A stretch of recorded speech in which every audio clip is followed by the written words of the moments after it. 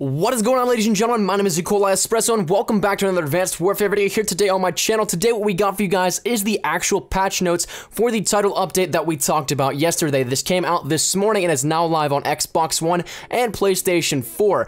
As for last-gen consoles, we don't have any confirmation date on when those will actually be coming, and PC as well. There's no announced time for when they will actually come. However, that being said, I would expect it to be coming to those platforms within the next day to maybe 3 at the very most. It's something that is usually out there pretty quickly, but at the moment, right now, Xbox One and PlayStation 4 have these live, so we can talk all about all the information. That being said, there is an absolutely tremendous amount of stuff that's in this patch, so sit back, relax, enjoy all the juicy information that you're going to be getting here in this video. It's probably going to be a long one. There's so much to go over. So without further ado, let's get right into it. Now, I'm going to be pulling this from the actual community thread on the Call of Duty website. I'll link that down in the description below if you want to follow along. But starting us off, we have security and anti-cheat updates, multiple fixes for invalid player data, which allowed for super classes. And honestly, I ran into one of those last night. It was the first time that I've ever come across somebody that was actually genuinely looking like they were hacking. And these super classes are really something that were pretty bothersome, to be honest with you. When I was playing this guy, he had perma-stim on, insta-reload, stuff like that, where it was just extremely agitating. I think in this hardpoint match that I played against him in ranked, he dropped a 50 bomb in like the first 5 to 6 minutes of the game. So it was ridiculously overpowered, something that definitely needed to be fixed, and I'm glad that it actually is. The other stuff for the security and anti-cheat section of this was for the emblems as well as the enforcement of reporting them. The updates to the store were just a little bit polished on the UI and added additions to it as well. The emblem editor was polished up a little bit with fan requests for improvements, including colors and layers, and it also added the ability to set an emblem as your clan emblem. Now, there is a variety of user interface updates, some of those including added support for the new and upcoming AE4 weapons, including challenges for them, added categories to the armory with all loot, redeemable loot, time-limited loot, and permanent loot, as well as an updated prestige menu flow experience with information being displayed likewise. Along with those user interface updates, we have a magnitude of in-game updates, including fixed threat detection indicators with the MDL projectiles, as well as the crossbow bolts, fixed issues with the Amelie Chicanery Elite variant, which would remain locked after permanent unlock via prestiging, and fixed a rare visual issue that would affect the ADS of a sniper with an ACOG, variable zoom, or ballistic scopes that wouldn't appear correctly. There are a few challenge updates, including a fixed issue with the Crushing Victory challenge, where it would not track properly when there were less than 6 players in the match. Weapon balancing was of high scrutiny in the community, and it's something that got a lot of attention in this title update. A lot of weapons were actually buffed and a lot were nerfed as well. The Ball 27, let's start off there. The damage was reduced and the max damage range was decreased, as well as the recoil was adjusted. So the big things to this, other than the fire rate, the big things on this weapon have been actually nerfed. The recoil is going to add a tremendous amount of effort into actually getting these kills, as well as the damage range was dropped a lot. That's something that I didn't really talk about too much when I talked about the Ball 27, but it's something that was pretty prevalent in how it actually got kills. The range was still very good. The HBR A3, the max damage range was decreased. I'm not entirely sure why that one was actually touched. That one didn't really have many problems in terms of weapon balancing, at least in my mind, but I don't make the big bucks over at Sledgehammer. The ASM-1, the max damage range was increased, as well as the MP11. The EM-1's damage was increased. The EPM-3, that damage was increased, as well as the ADS time was decreased. The XMG's got a significant buff as well. The damage was increased, and the lockdown mode was increased in accuracy.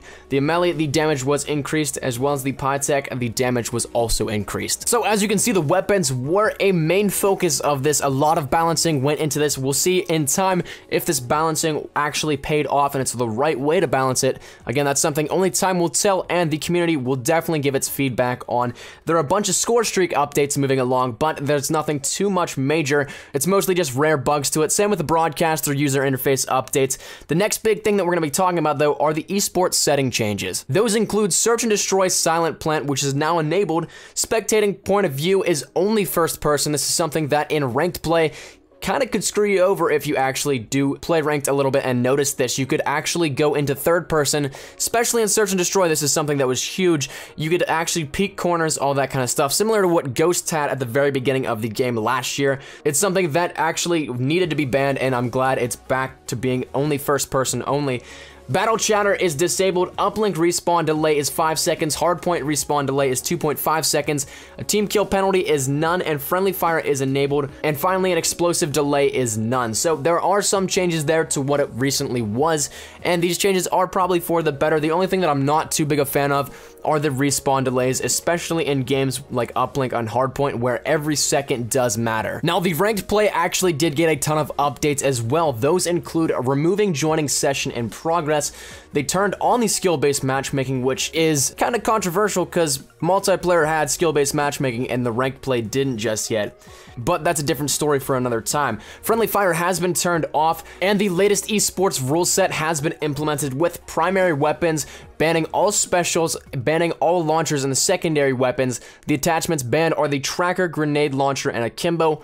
Wildcards are the bombardier. The exo ability banned is ping, exo launcher, tracking drone, and explosive drone. And the score streaks that are banned are the UAV orbital care package and the system hack. The score streak modules that can't be used are the bombing run care package upgrade, the XS1 Goliath recon, and all support modules. Now finally, the thing that we'll cover last here today, and the thing that probably makes me the happiest of all of this, is that there has been added spawn logic to some of the game modes. Now I say that only some of the game modes, and I'm guessing they're going to be coming to more, but right now the only thing detailed in these patch notes were in the capture the flag game mode as well as uplink. So that right there is 2 game modes that did get spawn logic improved, hopefully for the better and not for the worse like we've seen in some cases whenever spawn logic is actually tweaked.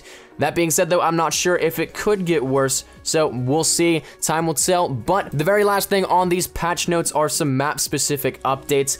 The only one that really is notable is that it fixed some out of world exploits through the game on various maps and exo survival. So that's something that I really like seeing. I played a bunch of infected games about a week and a half ago or something like that, and everybody was just glitching out of the maps. So that's definitely nice to see, definitely that adds some more integrity to the game mode and brings that fun level back into it when people don't have to cheat to win. So that has been your patch, your title update 1 in a nutshell. Hopefully you guys did enjoy. Let me just get a thing down there in the comment section down below. There's been a lot of stuff here to cover. I didn't even cover all of it. I just went over the main big points for you guys. I'll leave the link down there in the description below for the full patch notes.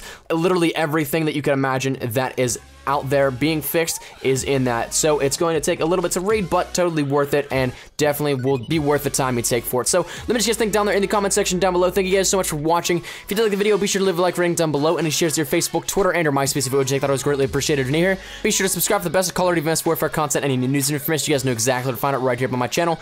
Thank you guys once again so much for watching. Mine has been Nikolai Espresso. As always, we're gonna have a great day. I shall see you guys tomorrow. Take care and peace. Surprise, motherfucker.